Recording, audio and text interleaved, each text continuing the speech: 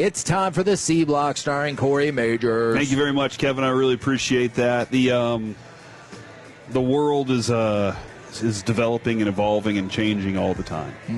And one of my questions comes from Bruce Feldman's piece that he has on The Athletic, the NFL Combine takeaways, the fastest class ever, and prospects who delivered. Now, I wanted to kind of have the conversation of this, like, are we at a point now where we're entering a new era of athlete? The world where it used to be like okay to roll out of bed and go out there versus, like our grandpas showed up with a pack of Pall Malls and went out there and did something, and then their T-shirts versus dudes who trained their entire adolescence to be this. And what is the cause for what is happening? And that is, Bruce Feldman bringing up of the 8 position groups, 7 all have posted the fastest times in combine history. Wow. Only one group, the quarterbacks, did not. But they still recorded the second best average. So this was the fastest group out there. And then you talk about guys that were on the Freaks list. They're top 2 guys on the Freaks list.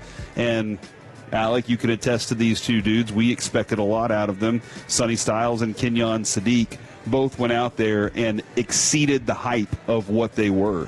Their tests were amazing. And Kenyon Sadiq, I think we talked about it a lot right around that time. We were like, this dude is going to make people drool whenever they see him do these combine things, because those are tricks for him. The game is where you get to see the other part of him, as long as he can catch the ball all the time. But Styles, when you pulled up your phone, did you see on Twitter anything else other than Sonny Styles after? Yeah, no. Everything. I was like, everybody is reporting on this right now, and I know the dude is good. We've already watched him. I had expectations that was going to be the case.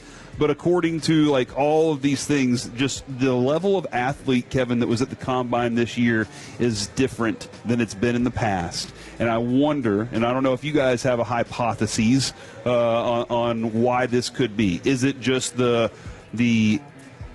general nature of evolution, and that the fastest and strongest will meet and breed and make babies that are faster and stronger? Or is it because of the training that some of these athletes get at an even younger age than ever before, and they are primed for it? See, I think it's the technology, because I keep thinking about the discussion about, this is going to sound weird, I keep thinking about the discussion about the 49ers injury issues in that substation, right?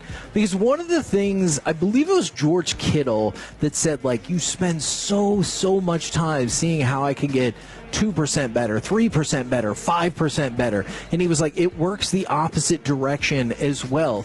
You have to be able to look and see, is this making me 5% worse or even 1% worse? So I think it's the advanced technology and training regimens that allows you to pick up what would otherwise seem like an inconsequential 0.05, but when you drop it into the 40, you're like, holy smokes, that person is fast. That's how fast that Schefter would tell you Carnell Tate ran anyway, but when you actually earn the 0.05 off on the official time, that's pretty good. Oh, man, by the way, a couple things. One, they are waiting on Evo to finish up some work. Okay. I have some questions regarding our 130 and if we need to adjust that maybe for tomorrow, but that's an off-air thing for another time. Okay. Another thing, Kevin, Mickey Spagnola texted me.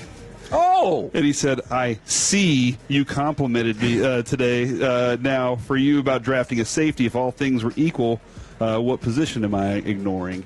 That's a good question for where we're heading with that. Because realistically, I know everyone is going to be like, you need this position, you need this position.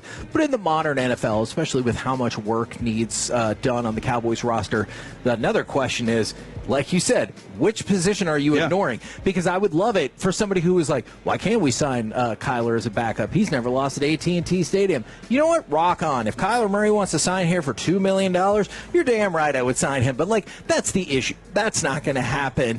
And you're going to have to skimp somewhere. Yeah, and for me, this is a very delicate balance of free agency and draft. Yes. And so if I do one thing in free agency, does that mean that I have to do nothing in draft? No. At that position, no, it doesn't mean that. I can still add players to that spot, but I do have a limited amount of resources. So what I'm trying to figure out, and obviously the Cowboys are doing the same, and we're trying to help them figure it out, is we are trying to figure out, are they investing in linebackers in free agency? Are they going to make a trade for an edge? Are they going to be able to pick one up? Are they going to bring one back? And then they can use their draft picks for safeties? If that's the case, then let's go with it. There's some good ones there. There's some really talented edge rushers also in this draft. So it is that delicate balance of finding the right linebackers and the right safeties and the right group together. Well, and then you were about to say cornerbacks, too. I think if you told me we were going to double dip at all three of those positions in terms of signing somebody and drafting somebody, would anybody have an issue with that? No, not at all. The other, and so Mickey, we love you, man. The other thing is a lot of people, Kevin, talking about the arm length of one Rueben Bain. Man, and so just real quick, because I know you're going to get to the story, this is the most fascinating part of the process to me. It's not the speed, it's not this and that. It's when you get into the nitty-gritty of, like, the hand size, especially when it comes to teams that are going to play in the cold, or you get to the arm length. And I get why that's important, and that's how you have to project at the next level. But it's always weird, too, when you're like, I don't know, man. I saw him play against the best teams in college football, and he was kicking some ass, so feels like he'll be okay. Here's a note. No edge rusher over the last 20 years has been picked in the first round with arms as short as Bain's.